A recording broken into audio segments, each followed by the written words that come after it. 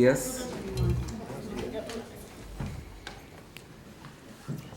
Bueno, vamos a dar inicio a la inauguración de nuestro seminario internacional sobre el TEDmex y su impacto en el comercio internacional, las políticas laborales y la industria automotriz en especial, que es lo que nos invita en este momento a desarrollar este seminario. Refleja un trabajo de redes de investigación nacionales e internacionales que están preocupados o que en realidad están investigando cuáles son las implicaciones de la firma de un nuevo tratado, el llamado TEDmex. En ese sentido, pues es un gusto recibirlos. Yo saludo con mucho gusto a John Holmes por estar aquí en nuestro país, a Oscar Contreras, también muchas gracias por estar aquí en la Flaxo México, a Alex Covarrubias y a Nelson Flores, que es de casa. Brevemente yo me quisiera detener, compartirles quién es la Flaxo México. La Flaxo México es un organismo público internacional que pertenece a un sistema más amplio en América Latina y el Caribe. Tenemos diferentes sedes y eso nos ha permitido compartir y complementar una agenda de investigación muy ricos, sobre todo orientado a la resolución de problemas públicos de América Latina y el Caribe. Justamente la Flaxo México estamos cumpliendo el 28 de octubre pasado 44 años, la Flaxo México, y el sistema es un poco mayor, ¿no? Pero bueno, esa es la gran riqueza del sistema Flaxo y de esta Flaxo México. Como ustedes saben, bueno, el propósito de este seminario es justamente poner en relieve cuál es la relevancia de esta integración entre estos tres países, sobre todo porque tiene implicaciones de distinta naturaleza, ¿no? Implicaciones en la economía y principalmente en los empleos generados en estos tres países. En este seminario se está poniendo énfasis principalmente en la industria 4T y la industria también automotriz de manera muy importante. Como todos sabemos, bueno, está en proceso de ratificación de este tratado. Ha habido, ¿no?, un proceso largo, un proceso político largo que, bueno, esperemos que llegue a buen puerto lo antes posible. Es que en este contexto, el seminario que inauguramos el día de hoy busca reflexionar y tratar de responder si el resultado de las negociaciones en torno a este nuevo tratado, al menos por lo que se refiere a la industria automotriz, tiene o no la potencialidad y los instrumentos necesarios para lograr que los trabajadores sean beneficiarios del desarrollo y la innovación organizativa y tecnológica a que dará lugar la reestructuración, sobre todo de este sector. En este sentido, me parece, bueno, tú me corregirás, Nelson, pero hay una pregunta, ¿no?, de telón de fondo, que creo que es la que se busca contestar desde las distintas mesas, y es cuáles son estas condiciones que pudieran favorecer en esta industria, en la industria automotriz, la articulación positiva entre la innovación productiva y social, ¿no? Entonces, considerando que los empleos y los salarios de la industria automotriz han sido un factor dinamizador del mercado laboral, resulta crucial valorar y evaluar dónde estamos hoy y hacia dónde podríamos evolucionar. Sin duda, siendo central el impacto de las reglas del nuevo Tratado de Libre Comercio, pues es lo que habría que valorar, y también valorar el conjunto de políticas en los distintos sectores que van a, ¿no?, crear condiciones o que tienen que converger, ¿no?, de distintas maneras para que esta industria o la industria de la 4T tenga los mejores efectos para todos los países. En este sentido, yo aquí me quedo.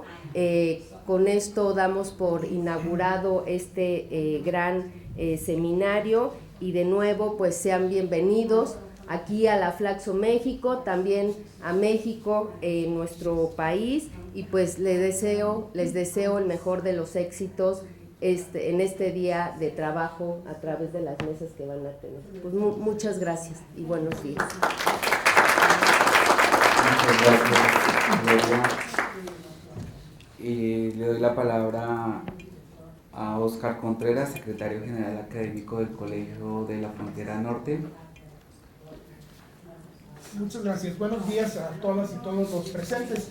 Solamente para transmitirles un saludo de parte del doctor Alberto Hernández, el presidente del Colegio de la Frontera Norte, y agradecer la hospitalidad de Flaxo, agradecer el que hospeden este seminario tan importante, y a la doctora del Castillo por su trabajo al frente de esta institución y por su interés en hospedar este evento, así como a los organizadores que han sido capaces de convocar a este muy importante, muy destacado grupo de académicas y académicos para tratar uno de los temas cruciales en el presente y el futuro de la integración de América del Norte, todavía pendiente en los próximos meses, bueno, no sabemos, semanas, meses o años de conclusión de las negociaciones para la finalmente aprobación y entrada en vigor de la nueva fase de esta integración norteamericana. Y para tratar justamente una de las industrias que ha sido pues destacadísima en este proceso, que ha sido presentada habitualmente como el éxito mayor del proceso de integración, pero a la cual también digamos, refleja las limitaciones del esquema de integración que se ha seguido hasta ahora. Este evento creo que refleja algo, solamente quiero enfatizar esto, lo que ya comentó la doctora del Castillo, el trabajo de una red internacional de investigación que ha trabajado por años, por separado en sus respectivos grupos, y también como una red a veces virtual y a veces muy real, muy concreta, de investigación sobre estos temas. Y refleja la colaboración institucional, pero yo enfatizaría la parte del trabajo de redes. En un momento en el que el trabajo académico, la investigación académica es fundamental, por un lado para explicar estos procesos, estos complejos, el muy complejo proceso involucrado, digamos, en términos económicos, sociales, en la integración, en el proceso de integración y en los aspectos implicados en el tratado, en el nuevo tratado de libre comercio. Pero por otro lado, explicar el proceso, pero también generar insumos, instrumentos para alimentar el debate público. Un aspecto muy importante ante, digamos, posiciones que pueden ser políticamente interesadas. La academia tiene esa responsabilidad de brindar elementos objetivos con bases científicas, con bases rigurosas, para explicar el proceso, brindar instrumentos para el debate público y para la toma de decisiones de los actores. Todo esto es parte de la trayectoria de esta red de investigación, a la cual el Colegio de la Frontera Norte participa desde hace muchos años, sobre todo por el liderazgo de Jorge Carrillo, quien ha trabajado dentro de esta red y ha tenido un papel fundamental en la generación de conocimientos sobre la industria, sobre el proceso de integración, sobre las implicaciones económicas y laborales de la integración de América del Norte. Por todas esas razones, es verdaderamente un gusto, un honor participar con ustedes en este evento y asegurarles que continuaremos haciendo todo lo necesario para que la colaboración tenga continuidad. Muchas gracias. Muchas gracias, Óscar. Le doy la palabra a Alex Covarrubias, profesor investigador del Colegio de Sonora y miembro de nuestra red. Sí, gracias. Welcome everyone. And we really appreciate your presence and for you being here. We want to especially say thank you, Flaxo and Doctora del Castillo. There are many people involved in this seminar that have been working very hard for the last months to make it happen. And especially we need to mention Jorge Carrillo, and initially Jorge Carrillo and Charlotte Gates, who is not here, but we are already missing her. They create the idea, the initiative, and try to put a team to work in this fantastic project to discuss exactly the current moment of the industry in the framework of the negotiations for the new NAFTA. And then John Holmes came on board and make everything possible. So, in the name of the College of Sonora, and in the name of the network that still represent, which is the Red Innovación y Trabajo en la Industria Automotriz Mexicana, the Innovation and Labor Network of the Mexican auto industry, which is still alive, it's latent, it's dormant, but we keep working, and we wish you all the best during this session, during this seminar. We wish productive and wonderful debate and fantastic stay in Mexico City. Thank you. Muchas gracias, Alex. Le damos la palabra a John Holmes, de Queen University y miembro de APRC Canadá. Gracias, John. Gracias y buenos días. Solo lamento no habla español. Mis disculpas. In English. It's always a great pleasure to be here in Mexico. I bring greetings from Charlotte Yates, who's the director of the Automotive Policy Research Center, the APRC. Charlotte has asked me to convey her regrets at not being able to be present at our seminar today due to her administrative responsibilities. Like Oscar, she is provost of university in Canada. The mission of the APRC is to conduct research and disseminate knowledge about the role of public policy in supporting Canada's globally competitive automotive industry. With funding from Automotive Partnership Canada, we began, I guess about 7 years ago, as a partnership between a group of academics with interests in the automotive industry and a number of other industry stakeholders. On behalf of the APRC, I would like to thank the fellow sponsors of the seminar. In particular, I would like to thank Flaxo for hosting the seminar, and especially I would like to thank my good friend Jorge Carrillo, and also Nelson Flores, who have done so much work in pulling together the program for today. I think, as Alex mentioned, the idea for this seminar originated over a lunch conversation between Jorge and Charlotte and myself in Quebec almost 2 years ago.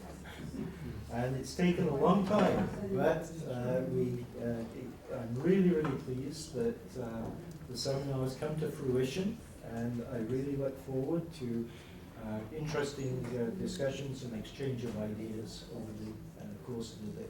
Gracias. Muchas gracias, John. Muchas gracias a todos por sus palabras, las cuales nos invitan y nos estimulan ya que vamos a tener un día muy productivo, como habrán visto en el programa. Vamos a estar enfocados a la industria automotriz, pero en general vamos a ver los efectos sociales de este nuevo acuerdo comercial o esta renovación de este nuevo acuerdo comercial, lo cual trae para los tres países, tanto México, Canadá como Estados Unidos, cambios en su política comercial, cambios en los aspectos laborales. Hay directrices muy especiales para México en materia laboral y sobre la cual México ya está trabajando en su política laboral, haciendo reformas que se adapten a este acuerdo. El impacto que va a tener la industria 4T, las nuevas tecnologías sobre el acuerdo, vamos a ganar o perder trabajos, cuáles son las ocupaciones que van a quedar rezagadas, cuáles no. Muchas de estas preguntas vamos a estarlas respondiendo a lo largo del día y en especial se debe de rediseñar la política industrial y la política automotriz especial de los tres países y hacia dónde se debe enfocar para los próximos años. Y en especial la gran pregunta es: ¿se ratificará en el acuerdo o seguiremos con el TLC anterior y volveremos y daremos un paso atrás hacia el TLC o avanzaremos hacia el TECMEX? Bueno, declaramos inaugurado este seminario, agradecemos nuevamente a todos por su presencia y damos paso al inicio de la siguiente mesa. Agradecemos a la doctora Gloria del Castillo, al doctor Oscar Contreras, al doctor Alex Covarrubias, el doctor John Holmes por sus palabras y a todos los participantes de este seminario que tenemos a lo largo del día. Muchas gracias a todos. Bien, muchas gracias. Vamos a dar inicio entonces al primer... ¿Sí se escucha? Vamos a dar inicio al primer panel sobre los impactos para los países y los actores sociales de 25 años del Telecán. Voy a presentar muy brevemente a los tres panelistas de esta sesión y luego pasaremos a las respectivas presentaciones. Tenemos el agrado de contar en esta sesión con la presencia del embajador Jesús Mario Chacón, director general para América del Norte de la Secretaría de Relaciones Exteriores. Es maestro en Ciencias Económicas por la Universidad de California en Davis y cuenta con una amplia trayectoria profesional con más de 35 años de trabajo en el sector público. Actualmente es el titular de la Unidad de Promoción de Negocios Globales y es un prolífico conferencista en muy diversas partes del mundo sobre los temas de los cuales hablaremos hoy. Está también con nosotros el doctor Tomás Klier, no sé si lo pronuncio bien, del Banco Federal de la Reserva de Chicago. Tomás es economista senior y asesor de investigación en el Departamento de Investigación Económica del Banco de la Reserva Federal de Chicago, y sus investigaciones se centran en los efectos de los cambios en la tecnología, la distribución espacial de la actividad económica y el desarrollo económico regional. Y John Holmes, del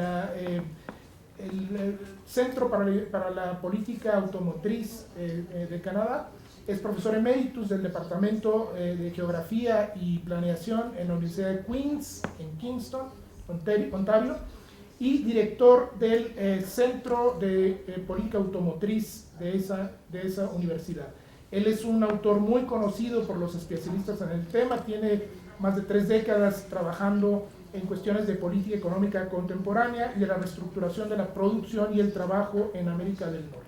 Gracias a los 3 panelistas por su presencia aquí y vamos a iniciar con las presentaciones. Tendrán 20 minutos para la exposición y les mostraré unas tarjetas para llevar el tiempo adecuadamente. Entonces, la primera presentación a cargo del embajador Jesús Mario Chacón, por favor. Muchas gracias. Muy buenos días. Quiero comenzar dando las gracias a Flaxo por la invitación a participar en este seminario. También felicitar a los demás organizadores, Colegio de la Frontera, Colegio de Sonora, The Automotive Policy Research Center y el Centro de Research Interuniversitaire sur la Mondialización et le Travail. Me da mucho gusto que estén presentes representantes de los 3 países que formamos América del Norte, Canadá, Estados Unidos y México, porque el centro del acuerdo que ya tenemos desde hace 25 años y del que tendremos pronto es la integración de Norteamérica, hacer una Norteamérica más competitiva.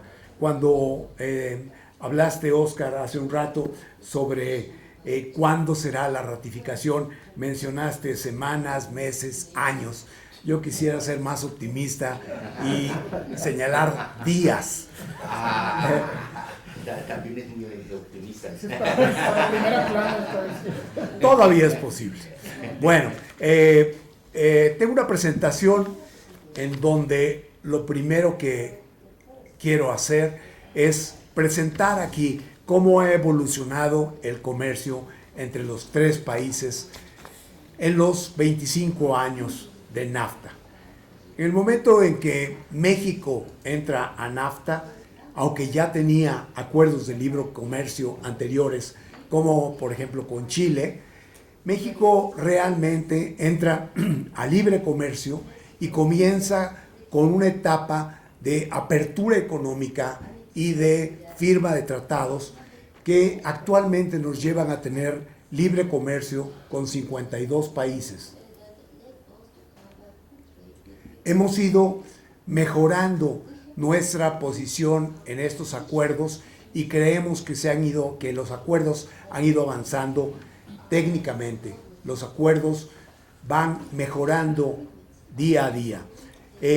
Aquí pueden ver en esta gráfica el comercio, cómo creció del 94 al 2018. En este caso 2017 dice, pero es un crecimiento muy rápido, 7 veces más alto el comercio en el momento actual que antes de que comenzara el NAFTA.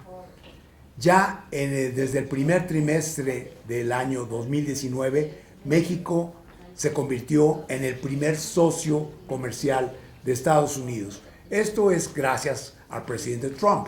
Con su guerra con China, pues nosotros hemos aprovechado el camino y hemos rebasado a China en el comercio con Estados Unidos. 1.5 billones en inglés de productos son comercializados diariamente entre los tres países. Eso es algo muy importante. México, sobre todo, se ha convertido en un socio estratégico para industrias como la automotriz principalmente, pero también la aeroespacial, parte de electrónica y parte de dispositivos médicos, y tenemos un gran potencial avanzando en el tema de industrias creativas con países como por ejemplo Canadá. Es uno de los campos que queremos aprovechar más y seguir avanzando en la industrialización de México en diferentes áreas. Para México el comercio exterior es muy importante, cada vez ocupa un lugar más importante en nuestra economía. Y para Estados Unidos somos un socio también de gran peso.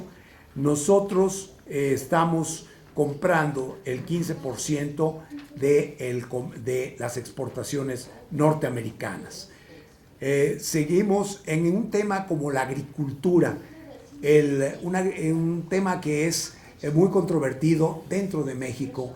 En México se escuchan muchas voces decir que el NAFTA vino a acabar con la agricultura en México. La verdad es que acabó, sí, con la agricultura tradicional, pero la agricultura comercial se multiplicó y el comercio agrícola se ha multiplicado por 7 desde que se inició el NAFTA.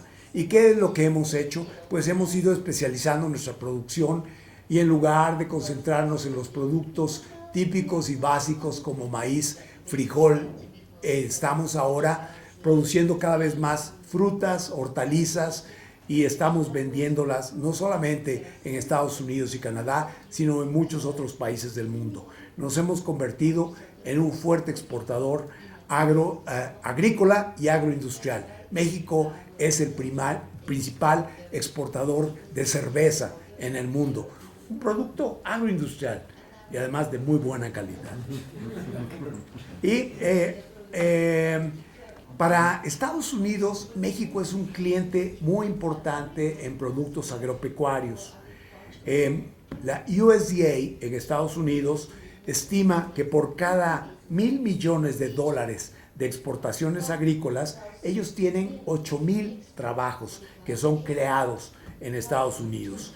Y el volumen de exportaciones agrícolas de Estados Unidos les permite mantener 1 millón de trabajos en su país. Para nosotros, la serie de acuerdos de libre comercio nos ha permitido atraer mucha inversión extranjera directa. Aquí tenemos una serie de, una gráfica en donde manejamos la serie de inversión extranjera directa cada 6 años a partir del año 93. Aclaro, la última columna que dice 15.6 se refiere a los primeros 6 meses del año 2018. En total, el comercio el año pasado llegó a cerca de los $30,000 millones. Pero pueden ver ustedes el promedio de inversión extranjera directa por año entre el 95 y 2000, que fue 11.5. Estamos hablando de miles de millones de dólares. Si pasamos a 2001-2006, comenzamos a recibir más inversión extranjera directa y llegamos a un promedio de 24,000 millones de dólares por año. De 2007 a 2012 subió a 24,600 y en el último sexenio, de 2013 al 2018, el promedio que tuvimos de ingreso de inversión extranjera directa fue de 32,100 millones de dólares. Por países de origen, nosotros recibimos inversión extranjera directa principalmente de Estados Unidos, de España, de Canadá, de Australia, de Países Bajos, de Japón y de Alemania. En esta gráfica queremos señalar la importancia que tiene México como un mercado de destino para las exportaciones de cada uno de los estados de la Unión Americana. Como pueden ver, los estados fronterizos, California, Arizona, Nuevo México y Texas, en color azul, son los que más se benefician en este comercio. Y tenemos también una relación fuerte con todo lo que es el Midwest americano y una relación, digamos, débil con el noroeste, los estados del noroeste americano, y una relación media con estados como Florida, Virginia, Nueva York, Nueva Jersey. Pero nosotros como país de destino somos muy importantes para el comercio exterior de Estados Unidos y nosotros tenemos un comercio más fuerte con Estados Unidos que el grupo de los países BRICS. Si unimos a Brasil, Rusia, India, China y Sudáfrica, nosotros somos más importantes como socio comercial.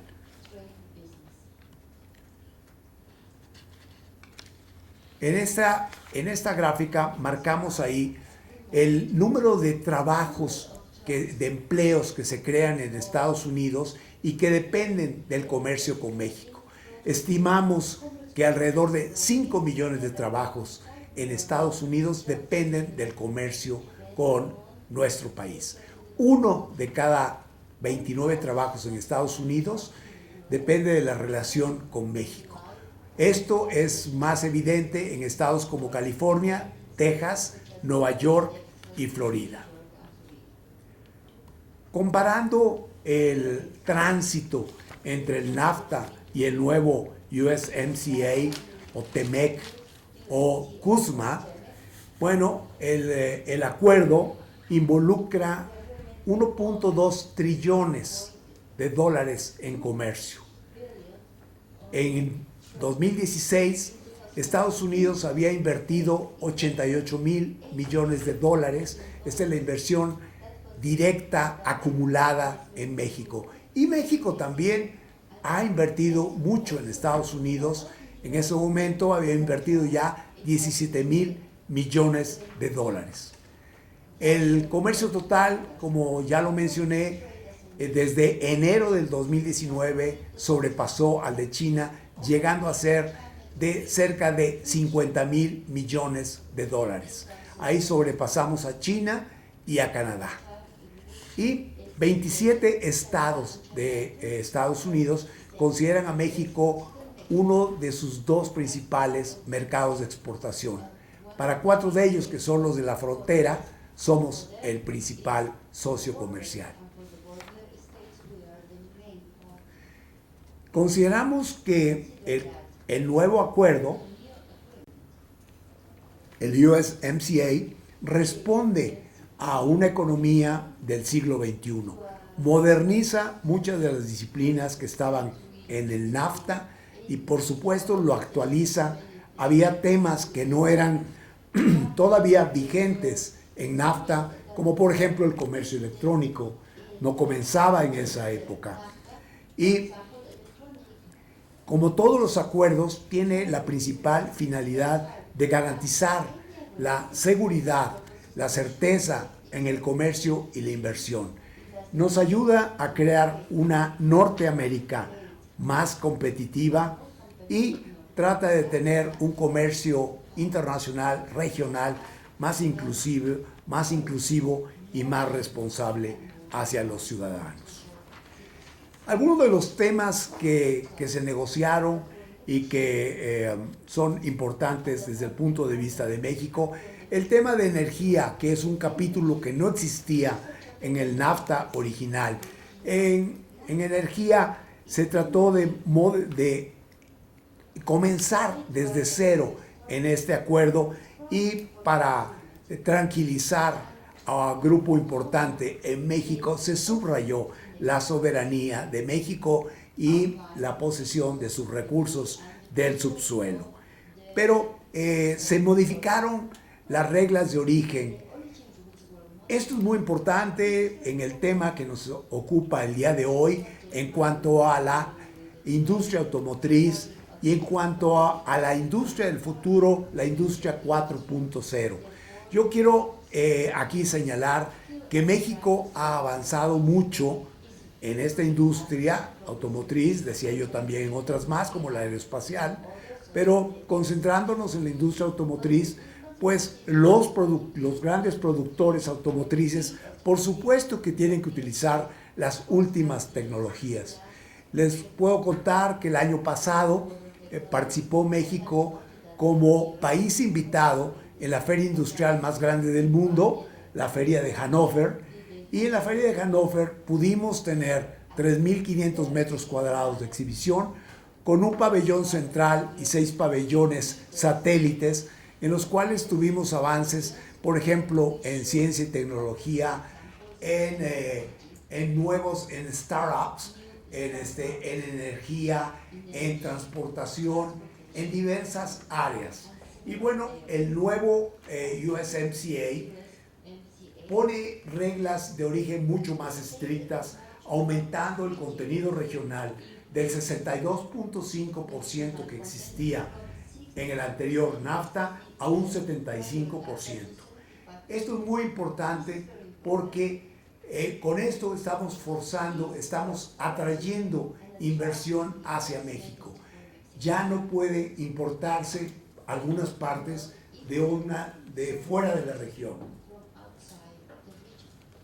Y esto pues principalmente está dirigido a China y estamos con esto tratar hacia México y hacia la región algunas industrias con capital norteamericano que están establecidas en China.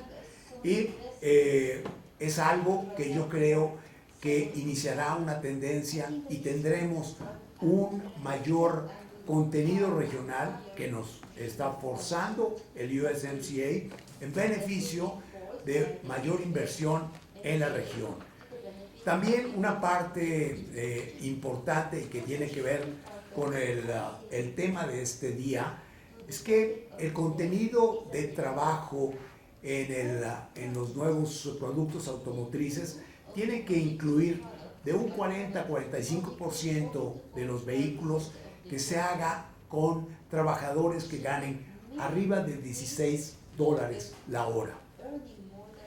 Las reglas más estrictas en la industria automotriz, subrayo, la vemos como algo positivo que nos va a traer más inversión directa hacia México.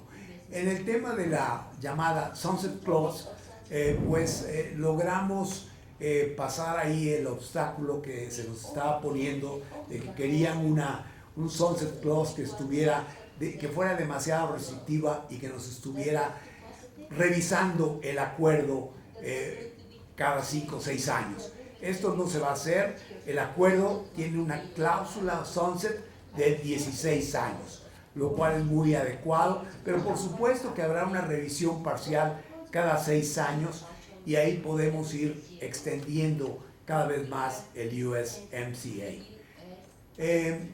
Tiene nuevas reglas para solución de controversias y de esta manera creo que damos tranquilidad a los inversionistas y tratamos de también de tener una mayor integración en las economías.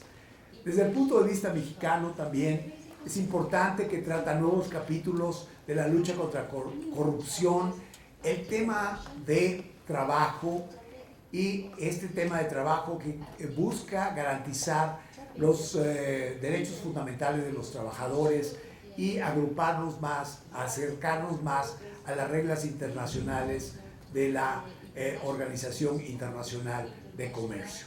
Tiene capítulo para beneficiar más a la pequeña y la mediana empresa, capítulos para subrayar la protección al medio ambiente y esto lo hace un tratado moderno y creemos acorde con el desarrollo en otros países.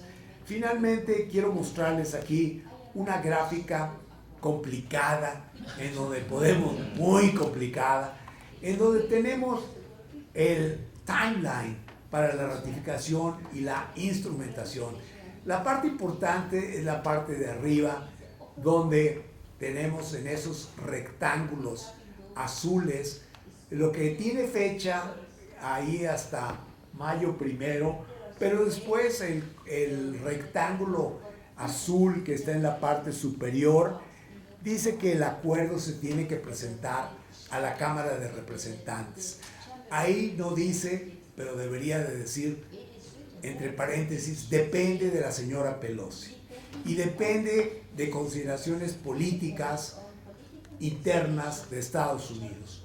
Ahí vemos actualmente un juego muy interesante entre Congreso, entre el presidente y los demócratas que han estado poniendo sus dudas, sus temas que les parecen controvertidos ante Robert Lighthizer, el negociador del USTR norteamericano. El negociador ha estado conversando esto con la parte canadiense y con la parte mexicana, y lo que responde a la parte mexicana ha sido directamente con mi jefe, con el subsecretario Jesús Seade. Esas conversaciones son privadas, no se han dado a conocer, solamente se manejan entre los negociadores y esperamos que pronto se llegue a un acuerdo. Ahora paso a otra lámina donde hablo un poquito más sobre los temas controvertidos. En lo que respecta a nuestros socios de Canadá, pues ya ha pasado una primera lectura en el Parlamento, hubo un tiempo de espera debido a las elecciones federales de octubre 21, pero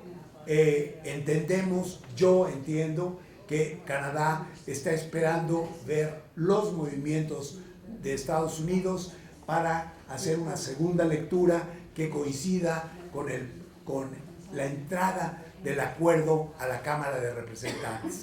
En lo que respecta a México, nosotros subrayamos la importancia que tiene para nosotros el acuerdo, habiéndolo ya aprobado en el Senado.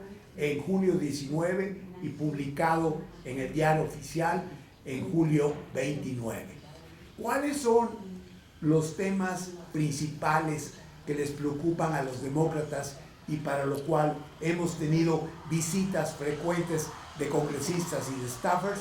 Son, en primer lugar y central, la preocupación central es la instrumentación de la nueva ley de trabajo en México. Eso es lo principal. Yo creo que todo lo que discutimos y lo que se está discutiendo en este momento entre los negociadores se reduce a esto. Hay otros temas también, como el periodo en el cual se protegen las patentes para las medicinas, el mecanismo de disputas y el manejo del tema de recursos naturales, pero me centraría y quedaría yo nada más con el punto principal, que es el tema de trabajo, y se les ha tratado de dar todas las explicaciones que consideramos convenientes al más alto nivel. La secretaria de Trabajo, la secretaria alcalde, ha estado en diversas ocasiones en Estados Unidos hablando de esto con Robert Lighthizer, y aquí ha recibido a congresistas, el presidente también los ha recibido, y creemos que hemos ido satisfaciendo las preguntas principales, pero veremos en los próximos días si hemos sido exitosos con esto. Muchísimas gracias.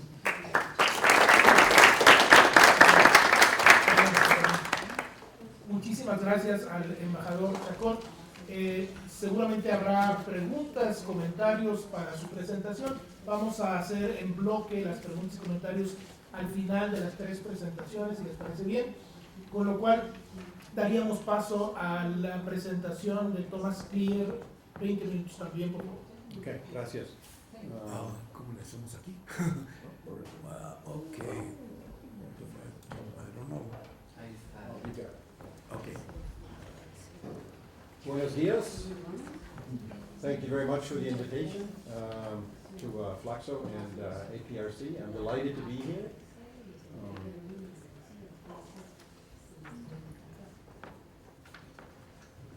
And I'm sorry my Spanish is not good enough to give my presentation in the local tongue. So instead, I'll present in English.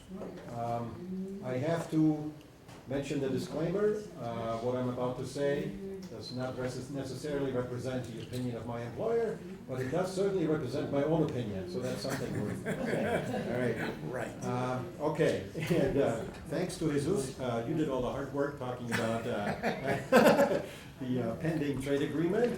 So my perspective is to look back a little further in time, specifically at the automobile industry, and ask, how has trade influenced what the industry looks like today? Okay? So looking back and today, those are the 2 key phrases here on this. So let's talk about history a little bit. The automobile industry goes back at least 100 years in North America.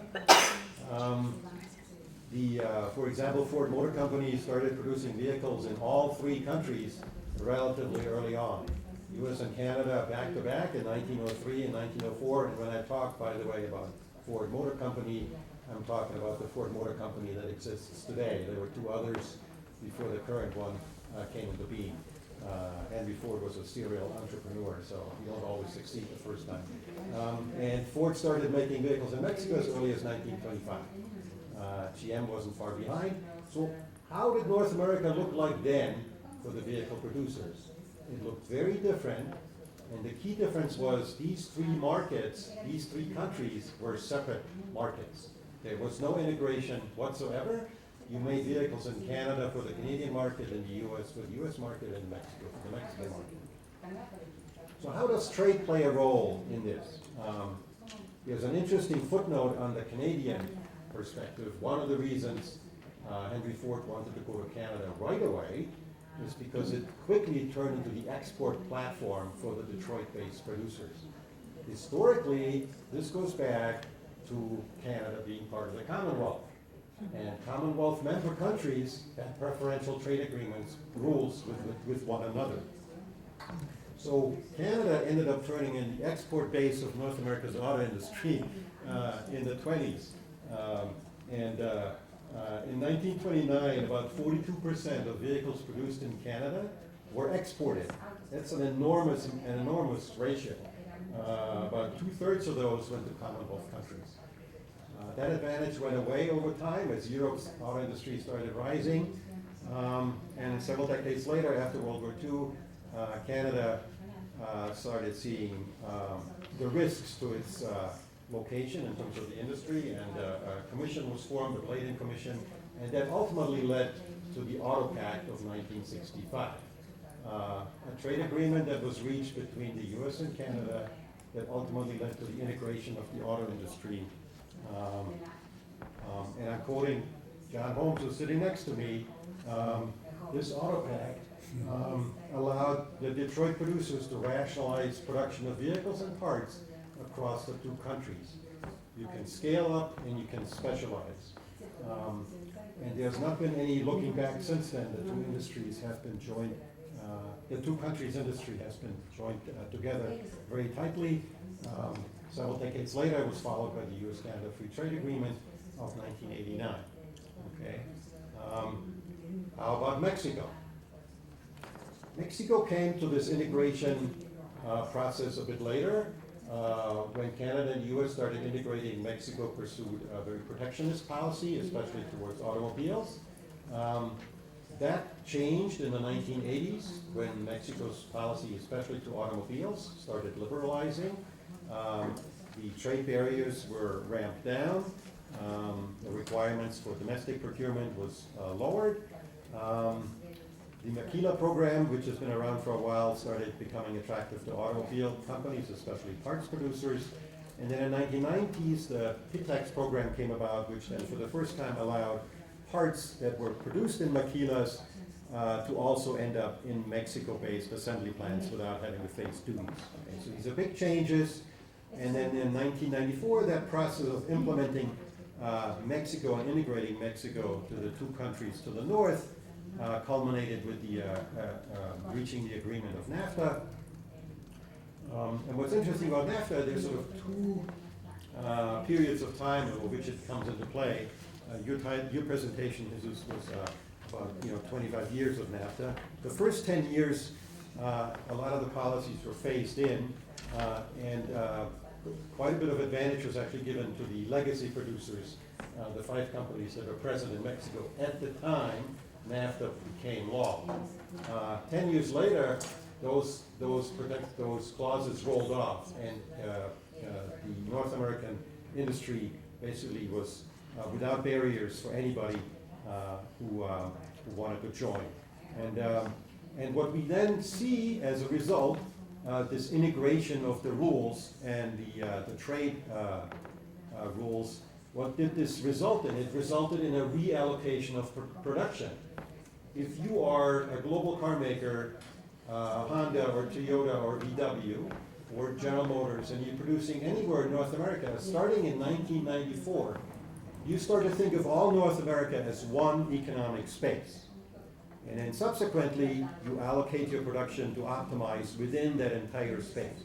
And that's exactly what we see on this table here, where in the bottom row, I show you the number of light vehicles that were produced at each of these years, from 1995 all the way to 2018. And then the columns above turn these into percentages. So each number, of course, for the whole of North America corresponds to 100%. But what you see is, you see the tremendous growth of the share of light vehicle production that actually comes from Mexico. From 6% in 1995, that number is, the end of 2018, it was at 23%, and it's still growing a little bit as new plants are coming online. So that's tremendous growth, and the share, the other two partners in this industry in North America, Canada and the U.S., have been losing because of this reoptimization. So everybody benefits, but if you look at it from this perspective, Mexico grows in terms of what share of the industry is residing in Mexico, because Mexico came to the party late, to the integration party, and so that makes total sense. All right. What's interesting is, typically in the US political discussion of North American free trade, and especially in connection with USMCA, it is often framed as if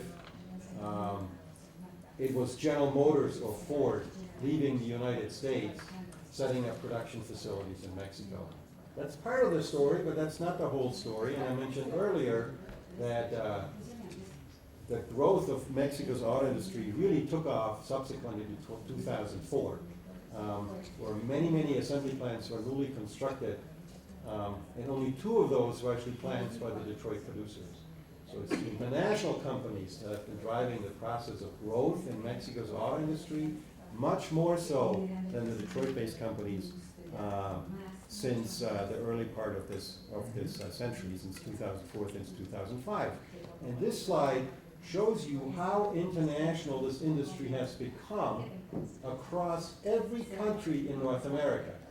So how do I show you this? I show you, first of all, I show you the level of production by the height of the bar. And of course, the most number of vehicles are being produced in the US. You see the big dip of the last recession. Canada is holding pretty steady, at least over this period of time. Peaks at 2.5 million or 3 million in 2000. And Mexico is the country that's growing tremendously. But then what do? I look at these number of vehicles produced and I disaggregate them into 2 colors. And I ask, are the vehicles produced by a company that's headquartered in Detroit, and then it shows up in blue, or is the vehicle produced by a company that's headquartered elsewhere in the world? And just for definitional purposes, I include Fiat Chrysler as headquartered in Detroit, even though technically they're headquartered in the Netherlands. But most of Fiat Chrysler's vehicles produced in North America are actually Chrysler cars or Ram trucks and not Fiat, all right? So when you look in the last bar for each country in the last year, correct, for each country in 2018, you notice that the share of production, it's not sales, it's production, that's represented by the Detroit producers is either just above or just below 50%, which is a remarkable transformation, okay? So concomitant to the integration of this industry across these 3 countries has been the internationalization of this industry. So it is not just about Detroit companies moving to Mexico. That's an important point.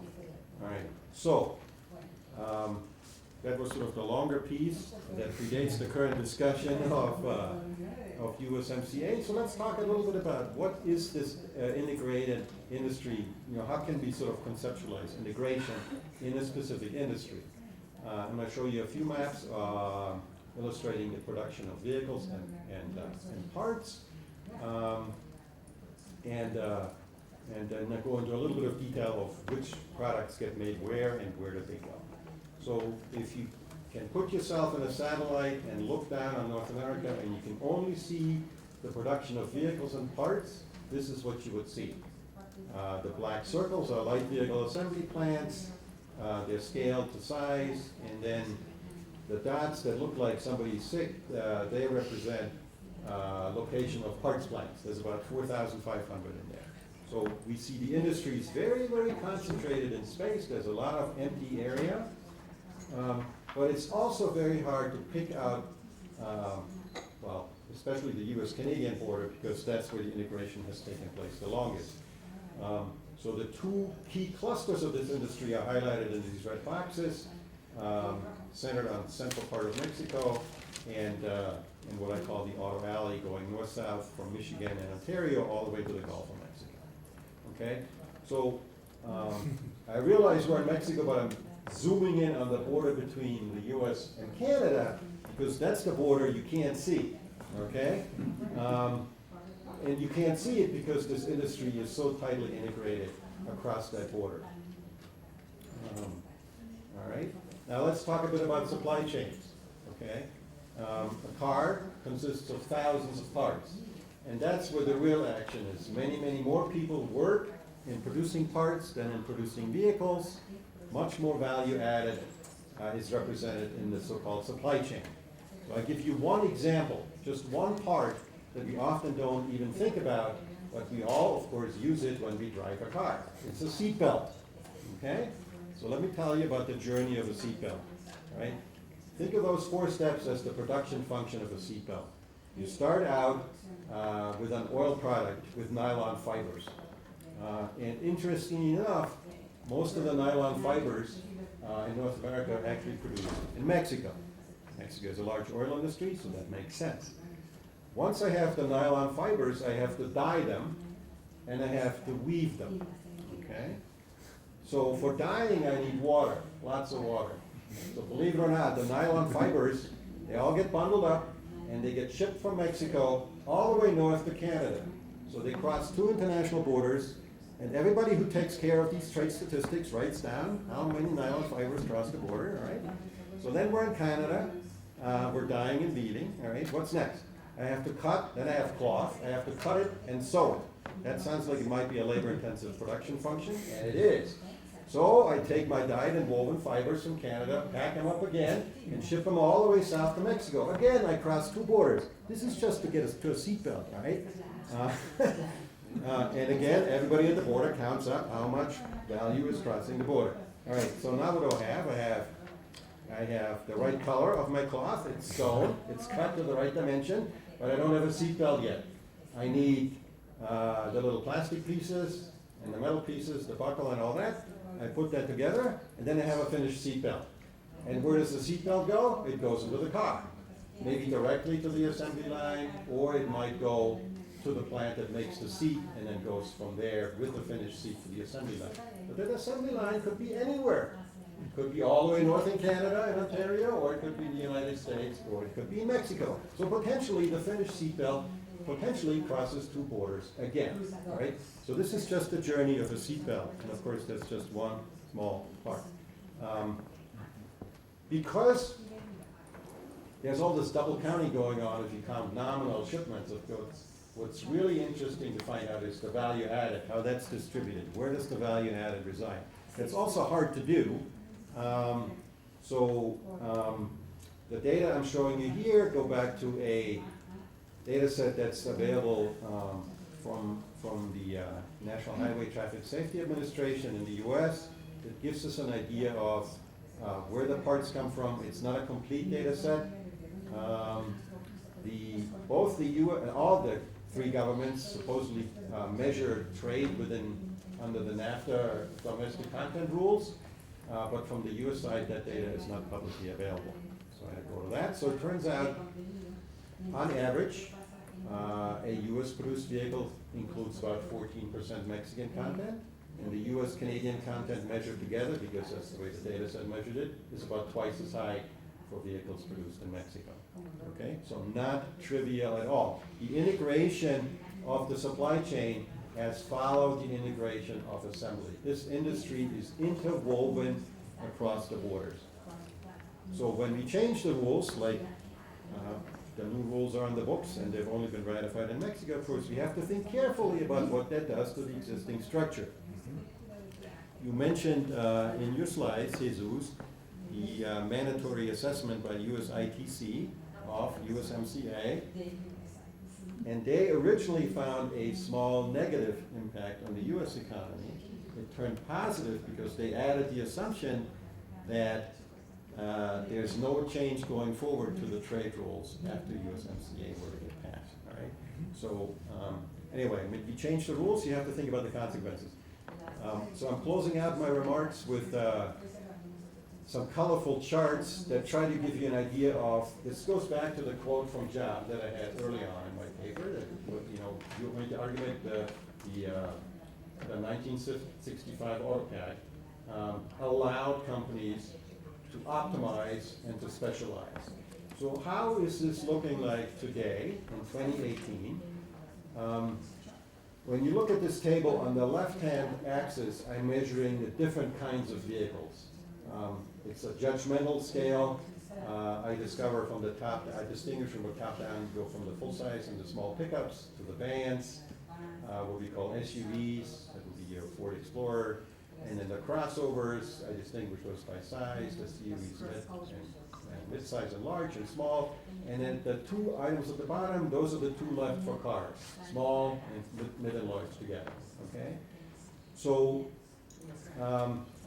16.8 or 9 million units were produced, most of them over 11 million units in the US. So the largest producing country, of course, covers almost all the segments, except for small crossovers. Very small dot there. But Mexico and Canada, which make far fewer vehicles in the region, 3.9 million units in Mexico and 2 million units in Canada, you specialize. And you can do this because this entire region is one economic space. So Canada in 2018, the largest circle represented mid-size and large-size crossovers. Okay, that's your RAV4 from Toyota, for example, with a Honda CR-V. In Mexico, it's a little harder to see a specialization because there are several circles that are almost the same size. But the largest one is, of course, the one everybody always points to. Everybody knows Mexico makes small cars. That's true, but very few people know that tied in second place are full-size pickups. The extreme opposite, okay? But Mexico and Canada have holes because you specialize, all right? Now, let's take this one step further, and let's ask, which of the 6 largest companies make what where in North America? So it gets a little more complicated, but bear with me, okay? So I have the same vertical scale, and going across now, in this slide I show you Fiat, Chrysler, Ford, and GM, and just to give you a preview of the next slide, it'll be Honda, Nissan, and Toyota. Those are the top 6 for North America, okay? Again, the circles go up in size when the units go up, and now each circle turns into a pie if the company makes the same product in more than one country. So Ford, for example, go to the top dot, makes all full-size and small pickups in the United States. Fiat, Chrysler, and General Motors do this very differently. GM produces pickups in all 3 countries, and Fiat Chrysler produces in both Mexico and the US, and so on and so forth. So in other words, when you allow integration and you allow specialization, companies don't necessarily do this the same way. They have different histories, they have different preferences, and sometimes it works out the same way. All SUVs by the Detroit producers get made in the US. All the SUV circles are green. And sometimes it's radically different. Fiat Chrysler makes all cars, the few that they're still making in Canada, the mid and large size cars. And Ford splits them between Mexico and the US evenly. That is the Ford Fusion that's going out. And GM mostly the US and Canada, okay? Now, when I flip the page, notice how the weight of the chart now shifts to the bottom. That's because the large Japanese producers actually, on balance, produce more cars and crossovers than pickups and vans, okay? But we find the same phenomenon here. But go to mid and large size crossovers. For Honda, Nissan, and Toyota, you have a very different split in their production. Now, Nissan doesn't make anything in Canada, so there's no red anywhere in Nissan. And Nissan is often tied with VW for being the largest producer in Mexico. But they only make a small slice of their middle largest crossovers in Mexico. Most of them get made in the United States. In Honda, they started opening a full-scale assembly plant in Mexico less than 2 years ago, I think. They make about a quarter here, none in Canada. And Toyota has an almost even split between the US and Canada. So you find a lot of variety, and that's the result you get when you let companies integrate across the space, okay? Yes, I am nearly finished.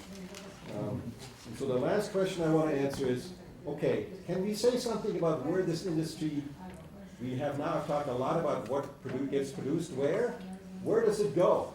Where does it go for sale? And the bottom line is, most everything that gets produced in North America stays here, okay? The only segment that goes outside of North America is to the very right, so that's 2018, only 11% of vehicles produced in the United States in 2018 were sold outside of North America. Mexico is a bit higher, 21%, and Canada is even lower than the US, just 9%. Most everything stays It's a high expensive product to ship, so you produce where you sell. That's the rule, okay?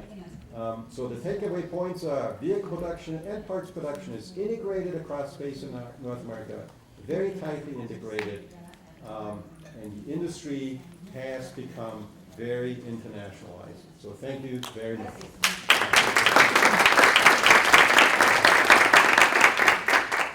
Muchas gracias a Thomas Clear. Al igual que en la presentación anterior, seguramente tendremos preguntas y comentarios, los cuales les pido reservar para la sesión final de preguntas y respuestas. Y mientras le damos oportunidad a John Holmes, nuestro siguiente panelista, que ponga en línea su presentación. Tiene 20 minutos para su presentación. Adelante, John. Gracias, and again, thank you to Flaxo for hosting the seminar today.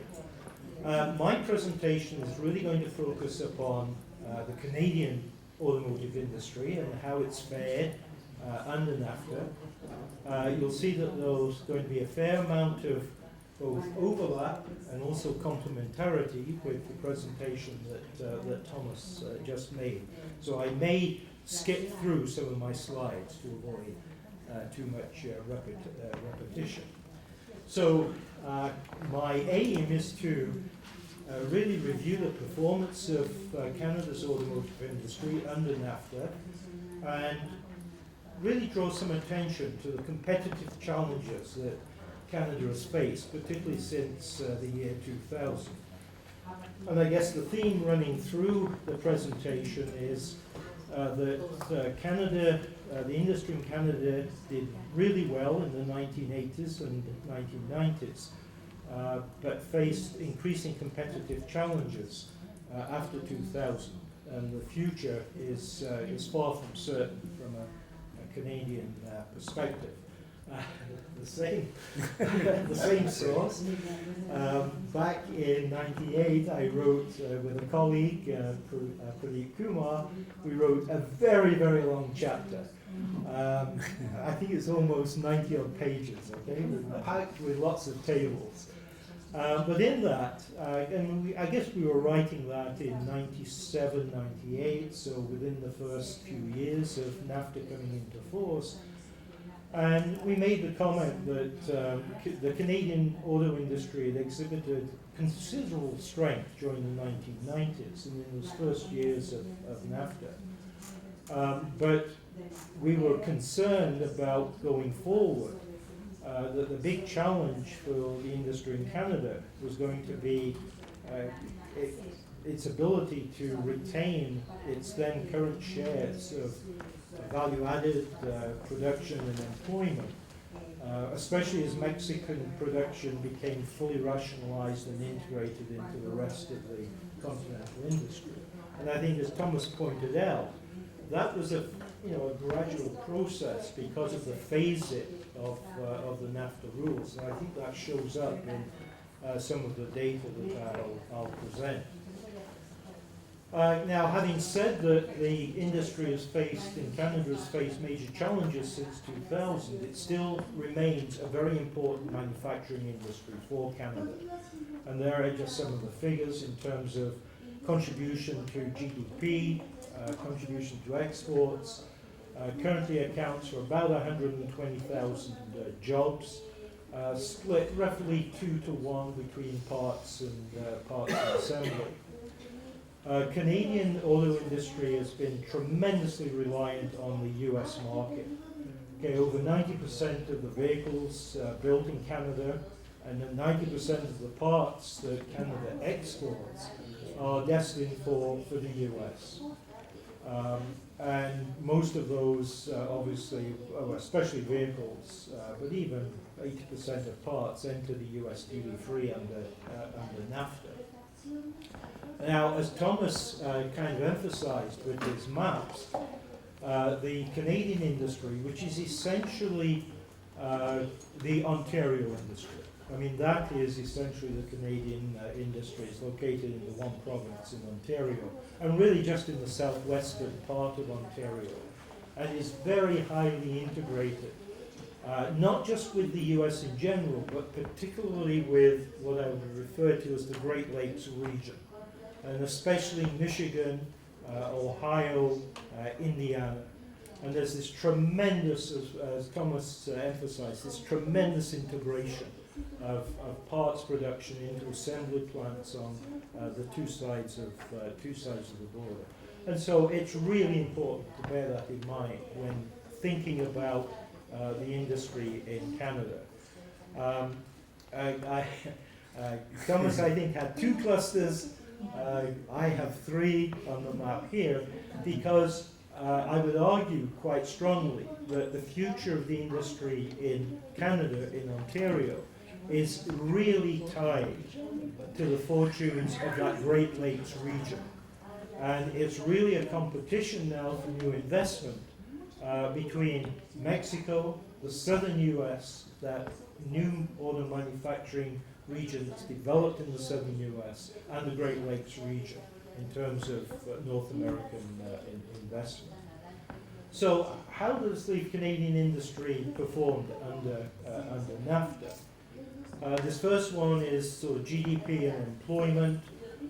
So again, it shows that strong growth right through the 1990s, up to the early 2000s, and then a fall off both in terms of GDP and employment that begins really in the early 2000s, really hit by the crisis in 2008, 2009. Recovery, but note, and I'll come back to this a little later in the presentation, GDP has recovered much faster than employment within the industry. In terms of vehicle production in Canada really hits a peak in 1999 at just over 3 million vehicles. And since then, the blue line represents total vehicle production on the axis on the left of the graph, and the red line is percentage of North American vehicle production on the right axis. So since 2000, we've lost about a third of production. We've gone from about 3 million vehicles a year down to around 2 million. And as Thomas pointed out, in terms of share of North American production, gone from about 17% in 2000 down to just under 12% in 2018. And that's largely a result, and again this relates to another of Thomas's slides. Since 2000, we've lost a net of 5 assembly plants. And a significant number of those lost plants were in fact pickup truck assembly plants. And we've lost in total about 30,000 jobs in the industry between 2000 and 2018. That's just, this slide simply shows that trend in employment between assembly in blue, parts in red, and the grey is the total employment in the industry. So again, you can see that we kind of peak in the early 2000s at about 150,000 employment, and by 2018 we're down to about 120,000 in total. In terms of trade and automotive trade, first of all, on this first slide is the trade balances with the NAFTA partners. So the blue is the trade balance with the US, the green with Mexico, and the sort of yellowy gold bars are the overall balance within NAFTA. And on this slide, you'll see that right until about 2007, we had a very positive balance with our trade within NAFTA. The crisis in 08-09 obviously shows up on this, some recovery after that, but by 2018, we're down to a very, very minute positive balance on trade within NAFTA, automotive trade within NAFTA. And that's partly a result both of a growing deficit with Mexico in automotive trade, but also a decrease in our very positive, what historically was a very positive balance in automotive trade with the United States. These next two, they're not as up to date as I would like. They're data for 2016. The first one is for vehicle production, and then the next slide will be for parts. And this really shows that for both Canada and Mexico, it's that importance of the US market and the feeding into the US market, but also that two-way movement of parts between the US and Mexico and US and Canada, but relatively less trade directly between Canada and Mexico. Okay, and the same, this is the similar one for parts. Just stepping back for a moment outside of NAFTA and looking at Canada's trade balances overall with all countries. And again on this, the blue bars are our trade balances with NAFTA partners, and the red bars are the trade balances with all other countries. And as you can see from this, again, right until the crisis, really, in 2008, overall, we had positive trade balances in order because our positive balances within NAFTA outweighed the negative balances with the rest of the world. But that has really shifted since 2009, and we now have a pretty significant negative balance, at least historically a significant negative balance on automotive trade overall. I'll skip through these two because they were just sort of illustrating how heavily dependent production in Canada, both of vehicles and parts, is on access to the US market. In fact, I think I'm right in saying that, I mean, when we look at vehicle production, Canada is even more reliant on access to the US market than is Mexico, because Mexico has that 21% of exports to other countries because Mexico has a number of free trade agreements with various countries, which does diversify the trade picture somewhat. Whereas in Canada, we're so very heavily dependent upon having access to that US market. So now, I mean, that's sort of the description of how we've done under NAFTA over the last 25 years. Now I just want to talk a little bit about what were the competitive challenges and how has the competitive landscape really changed since 2000, which tends to, which maybe helps explain some of those earlier slides that I had. We've had a very heavy, historically we had a very heavy dependence upon the Detroit Three, not only within Canada, but for our auto parts industry. Again, very heavily dependent upon supplying Ford, Chrysler, GM in the US, in that Great Lakes region as well as within Canada. Our cost competitiveness, I mean, under the Auto Pact and the Canada-US Free Trade Agreement, I mean, it was always important what Ontario's cost competitiveness was versus the United States. And obviously some of the things that have impacted that since 2000 have been what's happened to the exchange rate between the Canadian dollar and the US dollar. I really would emphasize the change, the really transformational change in labor agreements that have occurred in the US after 2000. And on a number of other cost issues, in the industry, electricity costs, government mandated payroll taxes, carbon pricing, pension schemes, etc. Ontario's cost competitiveness versus the US has been perceived as having been weakened over this period. For the automotive parts industry, there's now an increasing logistical challenge as the center of gravity of assembly in the North American industry has moved southward with the development of the industry in the southern United States and in Mexico. That presents real logistical challenges for parts firms producing parts in Ontario in terms of export potential.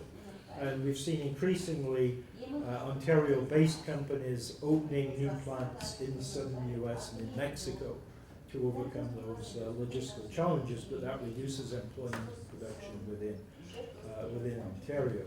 And then, of course, there's the changing landscape with respect to trade and free trade agreements. From Canada's point of view, it's Canada-Korean free trade agreement, the free trade agreement with the EU, the Progressive Trans-Pacific Partnership Agreement, and now the Canada-US-Mexico new agreement. If I just make a few comments about each of those points with slides.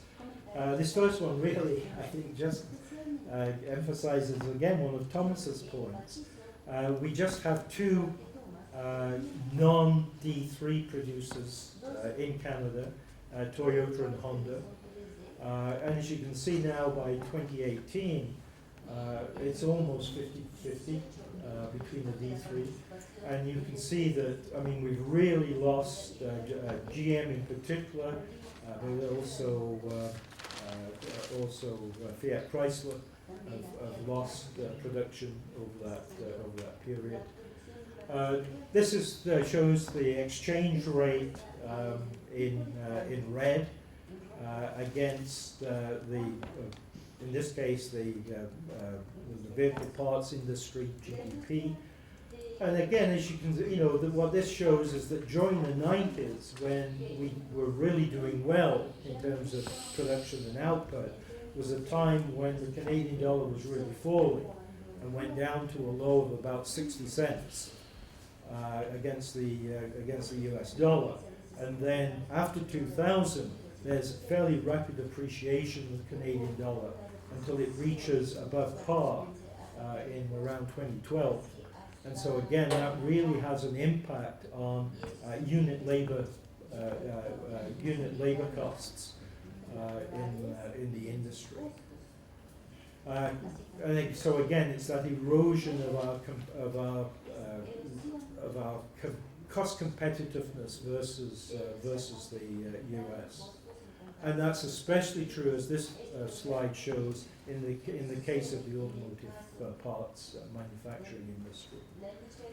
I mentioned these transformational labor agreements in the US, really beginning with the bankruptcy restructuring of Delphi, the large parts manufacturer in 2004, but then rapidly spreading into the assembly sector. The advent of two-tier wage and benefit systems, which led to a significant reduction of costs for the Detroit Three in the US, which again eroded Canada's cost advantage and forced similar concessions within Canada. And then, as I mentioned, we have the trade agreements, and we could maybe at a later point today, if opportunity affords, we can talk a bit about potential impacts, likely impacts of the Canada-US-Mexico agreement, which I think is important to mention. The words free trade are not part of the title of the new agreement. And in many ways, when you look at the negotiation of the agreement, it was two bilateral negotiations which came together into an agreement at the end, which I think has all kinds of interesting implications going forward. So just finally, impacts on stakeholders. I think the OEMs and the global suppliers, including Canadian-based global suppliers like Magna and Linema, have really prospered financially, especially since 2010. Canadian small, medium-sized suppliers have faced increasing global competitive pressure during this period. And from the perspective of auto workers, there's been an absolute loss of good jobs.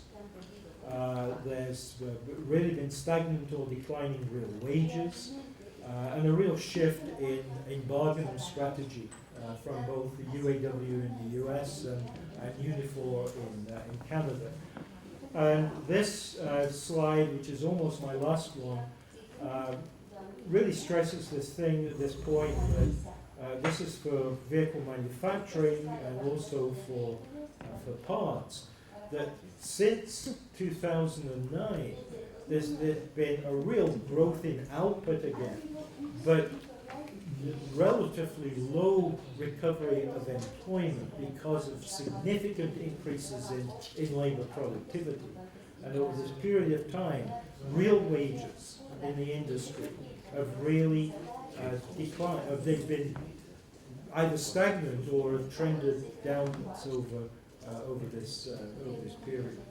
So going forward, for the Canadian industry, continuing uncertainties about trade until this thing gets ratified. Until it does get ratified, I think the OEMs in particular are very hesitant to make commitments over new investment, both in Mexico and in Canada. And also we've got we're faced with this disruptive technological change in the nature of the product, which I think we'll probably talk about in the next session this morning. So in summary, I think Canadian auto industry has lost ground since 2000, just as Mexico was gained ground during that period. Preferential access to the US market remains critical to the Canadian industry. The fortunes of the industry in Ontario and Canada are intimately tied to the resilience of manufacturing and automotive R&D in the Great Lakes region. Disruptive technologies are likely going to have a pretty significant impact on the parts sector.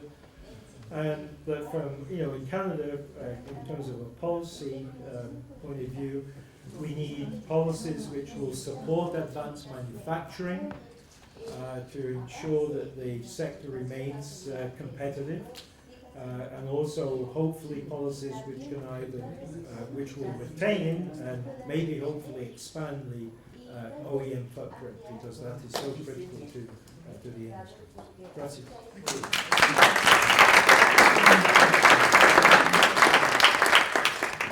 Muchas gracias a John Holmes. Con esto concluimos esta primera sesión de intervenciones. Tres estupendas presentaciones que han dado un panorama bastante completo desde las grandes tendencias de la integración de América del Norte, los problemas críticos involucrados en la renegociación del Telecán, hasta la lógica de la reorganización de la industria automotriz en América del Norte y algunas de sus principales consecuencias y de los más relevantes desafíos para los tres países en este nuevo capítulo de la integración, específicamente para la industria automotriz. Tendremos unos 22-24 minutos para comentarios y preguntas. Supongo que hay alguien que nos ayudará con el micrófono y entonces empezamos, por favor. Sí. Muchas gracias. Soy Alicia Puyana, profesora investigadora de Flaxo. Muchas gracias a Graciela y a todos los organizadores por la oportunidad de oír estas excelentes presentaciones que dan mucho para pensar hacia el futuro, haciendo del presente y del pasado. La excelente presentación de John Holmes, y quisiera vincularla también con la de Thomas, dan algunos puntos de reflexión. Primero, se habla de la industria automotriz en México, en Canadá y en Estados Unidos, pero no son industrias nacionales, por lo menos no en México y tampoco en Canadá, como les digo. Entonces, los centros de decisión para esa reestructuración y los centros de decisión para el cambio tecnológico no están en México, tampoco mucho en Canadá. Y siendo para los dos países el mercado principal estadounidense, depende de ellos. En una relación que no diría es de interdependencia, sino una asimétrica dependencia o asimétrica relación. Y el segundo punto en relación con todas las ponencias y lo que acaba de decir John sobre el cambio climático y las nuevas esa fantástica red de transporte que mostró Thomas, a mí me hicieron pensar, hay un análisis de la huella energética de la emisión de CO2 desde los plásticos que salen de México, van a Canadá, regresan a México, van a Canadá y vuelven a Estados Unidos, debe ser fatal en términos de la relación CO2 y peso y valor de lo que se pinta y se hace y se regresa. Esos comentarios nomás. Y gracias nuevamente por las intervenciones. Gracias. Vamos a tomar tres intervenciones en la primera ronda. Tenemos aquí al señor Jorge Carrillo, por favor.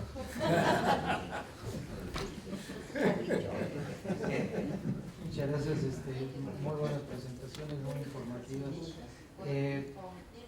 No sé si alguno de los tres pudiera darnos alguna información sobre el porcentaje de comercio que significa el comercio intrafirma, que explica gran parte de la integración en NAFTA. Intrafirm Trade Information. Y la segunda pregunta, si entendí bien en algunos de los slides de John, crece fuertemente la productividad y los salarios y el empleo se contraen. Entonces se cumple la NAFTA paradox también para Canadá igual que México, lo cual es sorprendente. Gracias. Hay una intervención al fondo de esta. Gracias. Hola, buenos días. Soy Mario Reséndiz, vengo del departamento de organización del INEGI. Bueno, mi pregunta va más enfocada sobre,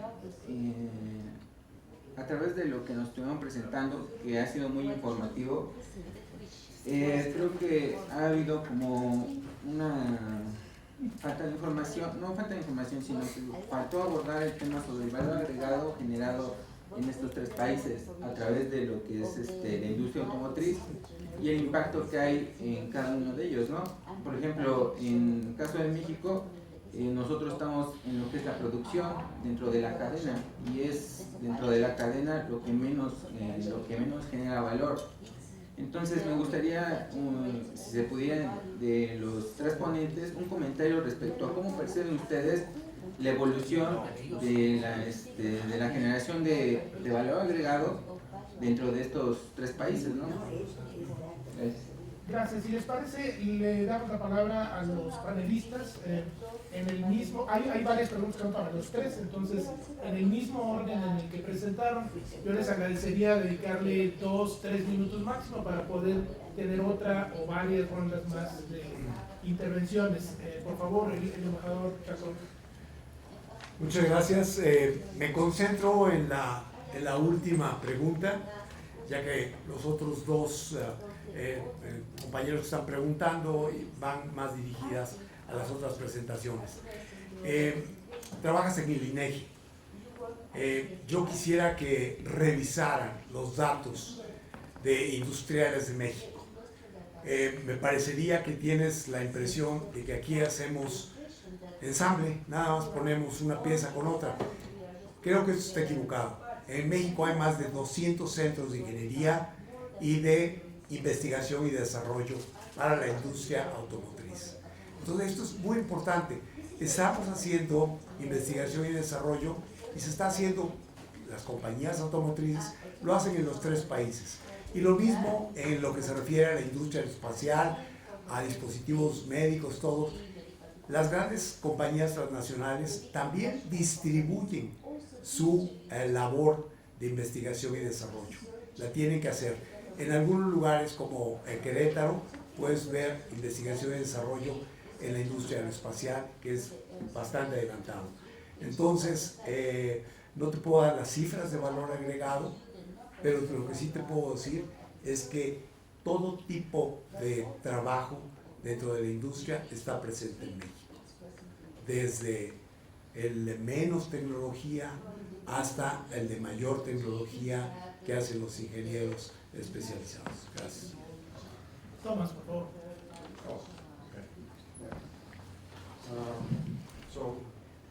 Jorge's question was about the importance of intra-company trade. It's very important. For example, I'm working on a project right now to measure, so at the end of the day, it all comes down to the quality of your data. So one thing you can take away from my seatbelt example is that these things are very hard to measure.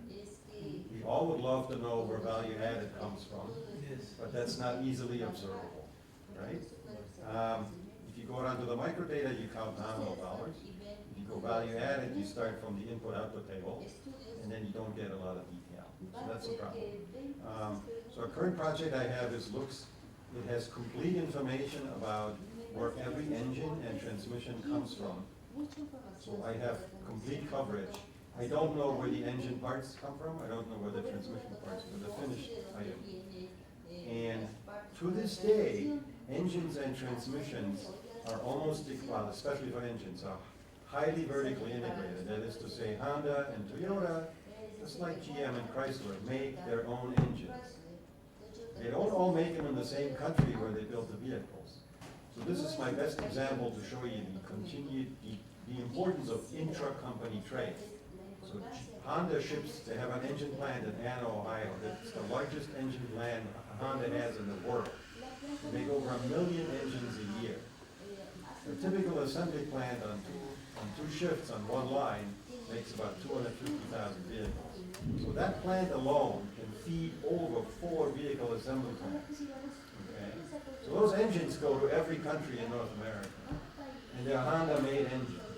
That's intra-company trade. And an engine is probably the single most valuable part in a vehicle.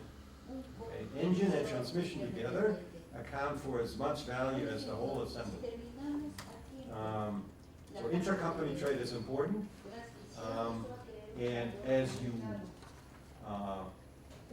integrate operations across countries, that intra-company trade grows in importance because it's potentially the same, to the extent that the same companies now have production footprints in multiple countries. Right?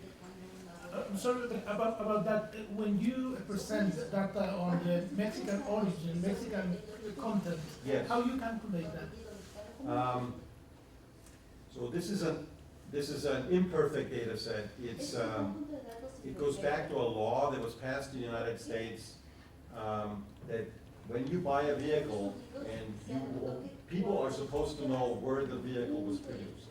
So in the window where it shows you the price, it was driven by political considerations. It turns out, actually nobody pays attention to this, but you could if you wanted to. But somebody collects the data. Every vehicle manufacturer has to submit the data. It's incomplete because they don't have to submit everything. But you have to show where the engine comes from, where the transmission comes from, where the vehicle is assembled. And each country that has over, I believe, 15% of content has to be listed individually. So that's noisy, but you can work with this data. And it has mistakes, you can improve it. It's not as good as you would like it, but that's where my data comes from. I'd like to, in one more element I'd like to add, so I mentioned the input-output table analysis.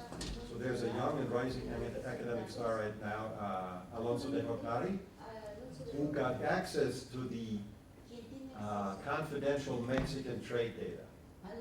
Okay, now, when you look at trade data do not let you identify the company that's trading. You observe an engine that's crossing the border, but you don't know if it's a Ford or a Toyota engine. You do not know that from the trade data. But despite all those limitations, he was able to measure the US content in Mexican assembled vehicles, and he was comparing US headquartered car maker like Ford and GM versus others. And it's for Mexico, of course, it's Nissan and VW. And it turns out the US content for vehicles produced in Mexico by a US-based vehicle producer is much higher than, for example, by VW. Okay? So that's the state of the art of input-output table and trade data analysis. Thank you. John. Okay, thanks. Yeah, I'll try to address a couple of the questions that were raised. First of all, I mean, I entirely agree with the point about both Mexico and Canada don't have a domestic OEM, which, so in terms of corporate decision making about where investment will take place, especially in this era, the Trump administration, is a really serious challenge, I think, to countries like ours. I'd also add that, I mean, even in Canada, we don't have obviously a domestic OEM, but we have a handful of very large global parts producers. The most probably commonly known one is Magna International. But even when you look at those Canadian-owned global suppliers, when you look at where they do much of their R&D work and product engineering work, it's not in Canada. It's either in Michigan or in various places in Europe or elsewhere. The point about the paradox between the growth in output that's occurred, especially after 2009, versus what has happened to employment and wages, I think is a really important issue. And I think it, from at least my sort of take on this is that it's a reflection of the impact that the 08-09 crisis really had on the industry, and the bailouts of Chrysler and GM, where we saw not only direct government intervention into collective bargaining in the US by the US Treasury Department, really imposing yet more concessions than had been already negotiated between the UAW and GM and Chrysler. But it's also the role of financialization, I think, in the 2000s, after the late 1990s into the early 2000s. I mean, whether it was initially the big restructuring of Delphi, or the restructurings under bankruptcy protection of GM and Chrysler, that the role that financial capital played in those restructurings has resulted in a situation where labor has been significantly weakened within the industry in the US and Canada. The leverage bargaining power has been weakened, and that bargaining strategies have changed, which I think maybe Mathieu will speak about later on today. And so I think that's part of the explanation why real wages have stagnated or drifted downwards, because the unions their bargaining has come to be focused almost entirely on trying to secure new investment mandates for threatened plants, and less so on wages and benefits. But I agree entirely. There's a real paradox there. If I may just add one element, so I totally agree with the paradox and your analysis, John. But when you measure wages, for example, that's an industry wage. Keep in mind that shrinking as the unionized part of the industry has been shrinking. So when you measure industry wages, part of the decline is because of the decline of the union. Gracias. Tenemos tiempo para una segunda ronda. Ya hay varias manos levantadas. Soy Susan. Es muy interesante lo que dice John y nosotros sobre el problema de los salarios. Y una crítica de la NAFTA ha sido que no ha, en efecto, ha hecho más peor esta situación. Quería saber cuáles son los mecanismos en el tema que podría mejorar la situación y podemos priorizar un futuro mejor en cuanto a esa área. Enseguida, Sí, Mauricio Mari Campos, del Centro Pecostral.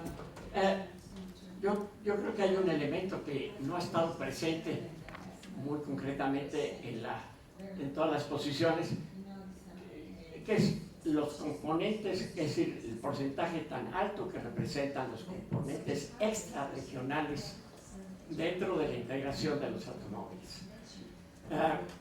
Y algo que tenemos respecto a lo que tenemos poca información, más allá de que si estas pueden venir de Corea, de China, de otras zonas, está el hecho de que no tenemos tampoco datos respecto a qué porcentaje de esos componentes extrarregionales vienen de las propias empresas grandes que están establecidas y ensamblando en los países y qué tanto viene de otros proveedores que no tienen nada que ver.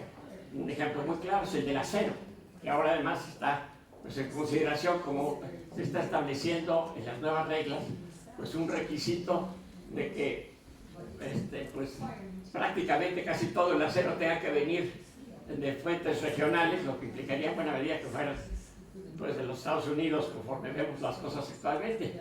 Pero este tipo de datos yo creo que serían muy importantes a entender y de ellos viene un elemento adicional que pues conjuga con lo que decía antes Alicia Puyana.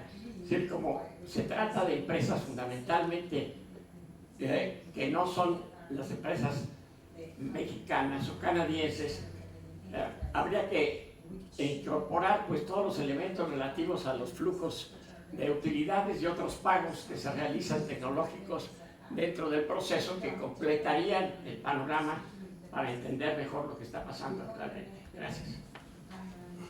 Alex Corrales. Gracias. Bueno, ya han enfatizado este punto de no hay industria. Yo solo quiero adelantar algo que discutiré. Si quiero adelantar algo que discutiré más en mi intervención. Visto en perspectiva histórica, el caso mexicano es, en mi análisis, el recuento de país emergente más ineficiente en lo que hay que hacer después de un siglo de tener industria. Es decir, tú haces una línea que vengo trabajando en el tiempo, tenemos un siglo, lo decían las exposiciones bastante bien, y los resultados después de un siglo en términos de upscaling, upgrading, etc., son realmente negligibles, por usar un término. Entonces, cantidad de centros de investigación no se traducen en lo que desearíamos. Hay que hacer una historia más completa. Muchas gracias. Una última intervención. Sí, muchas gracias. Muy buenos días y quería primero agradecer a los tres panelistas para unas ponentes muy ricas en información, ya que estudio América del Norte e integración, pero me llenaron muchos hoyos en lo que yo conocía sobre el sector automotriz y además me dieron muchos puntos para seguir y buenas formas de poder aprender un poco más. Entonces los agradezco mucho sus intervenciones el día de hoy. Soy Kimberly Nolan y soy profesora aquí en el Flaxo. Quería aprovechar que el embajador Chacón está aquí con nosotros para hacerle unas preguntas tal vez inéditas sobre el proceso de ratificación del TMEC o del USMCA en Estados Unidos. Obviamente en México está tomando muy en serio qué son las sugerencias, decimos, no demandas de los demócratas y de USTR, sobre todo el proceso con Ways and Means, por ejemplo. Ya vinieron Chairman Neal para hacer sugerencias para una mejoría del presupuesto federal para la implementación de la reforma laboral y unos cambios más. Entonces, México se lo está tomando esto muy en serio, ¿no? Negociación, pero mi pregunta, tal vez inédito, es ¿en qué medida este tipo de negociaciones son nada más para maquillar el proceso en Estados Unidos o una estrategia, ¿no?, para la política doméstica frente a las elecciones de Trump, ¿no? Se están diciendo un poco en las noticias que tal vez México está haciendo todo eso para extender lo que es el proceso, ¿no? Entonces quiero saber cuánto serio lo están tomando México con esas negociaciones. Gracias. Bueno, sí, estamos sobre el tiempo, entonces lamento que no podamos seguir recogiendo intervenciones. Y les quería comentar a los panelistas, tenemos varias presentaciones posteriores sobre los temas laborales y salariales. Entonces, quizás sería mejor concentrarse en los otros temas porque hay mucha discusión pendiente sobre los temas salariales y laborales. Volvemos entonces, por favor, en el mismo orden de intervención. Gracias. Me concentro en la pregunta de Kimberly. Entendí que si estamos tratando de extender el proceso, no, la posición de México es al revés. Queremos reducir el proceso, queremos tener una ratificación de Canadá y de Estados Unidos cuanto antes. No nos interesa extender el proceso porque nosotros queremos dar certeza a los inversionistas. Estamos atendiendo a las delegaciones de congresistas y de sus staffers y estamos tratando de ir resolviendo las dudas.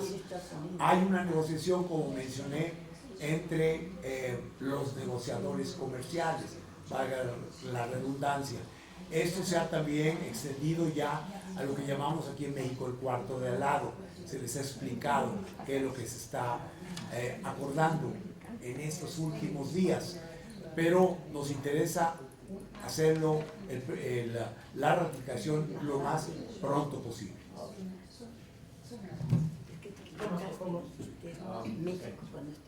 So there was a question about parts imports to North America from outside of North America. So that gets complicated too, but I don't, so my first order answer is, I don't think that's driving what we see. Okay, that's because. Oh, I'm sorry. Just because, like, vehicles tend to be produced in the region where they're sold. Typically, parts are produced in the region that they're used in assembly as well. Now, it's not true for all of them. Occasionally there's a natural disaster, like an earthquake or a volcano erupts, and then we find out that the entire industry in the world depends on one plant that's sitting in a fault line that makes a particular pigment or a particular microchip.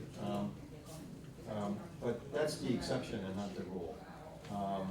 You could see this sort of play out with the GM strike, the recent one that lasted 5 weeks. So there's I think you can infer from this how much the North American supply chain really matters, right? We didn't hear much about a plant in China shutting down because GM didn't demand the parts from them. There are linkages to outside North America, but they're not dominating. What you have, on the other hand, typically the way this plays out is you have international part suppliers following their customers to different markets and then opening up production facilities there. There are sort of second-order differences between the three North American countries, and Mexico stands out because it has by far more trade agreements with other countries than either the United States or Canada. And you saw that in that one slide I showed you for finished vehicles. Mexico has the highest share of Mexican production being sold outside of North America, and it's for that reason. Okay? That's an important piece of that. Gracias. Thank you. John. Yeah, just on this question of parts imports from outside of North America. If I can get back to the slide. This is the import data for Canada for automotive parts. And you can see along the bottom there some of the other principal countries, but I'd agree with Thomas that the amount that's coming from outside is still relatively low. I think on this slide, about 80% of all the parts imported into Canada are from either the US or from Mexico, and the vast majority are from the United States. There's been some growth in parts coming in from Korea, given the Canada-Korea Free Trade Agreement. There's a bit of growth in parts from China, but it's still relatively small in comparison to the overall picture. Bien, muchas gracias. Con esto terminamos esta primera sesión.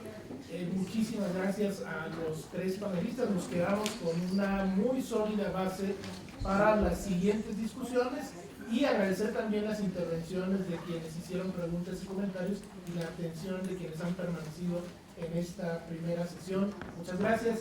Regresamos a las 10:30.